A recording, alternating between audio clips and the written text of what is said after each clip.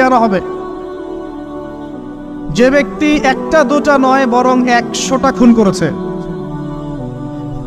সে 99 জন মানুষকে হত্যা করার পর ফতোয়া খুঁজে বেড়াচ্ছিল যে আমার তওবা কবুল হবে কিনা।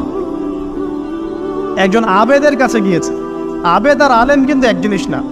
আবেদ মানে যে প্রচুর ইবাদত করে, তার জ্ঞান কম, সে শুধু জানে কিভাবে ইবাদত করতে হয়। আলেম হচ্ছে সে যে শরীয়তের গভীর জ্ঞান জানে, আবার ইবাদতও করে। আবার যারা জ্ঞান আছে আমল নাই, সেও কিন্তু প্রকৃত আলেম না। প্রচুর জ্ঞান আছে কিন্তু জ্ঞান অনুযায়ী আমল করে না, সেও কিন্তু প্রকৃত আলেম নন। এবার আসেন, তো এই আবেদের কাছে গিয়ে সে বলছে আমার কি ক্ষমা হবে, আমি 99টা খুন করেছি। সে বলল তোমার আবার ক্ষমা, তোমার ক্ষমা নাই।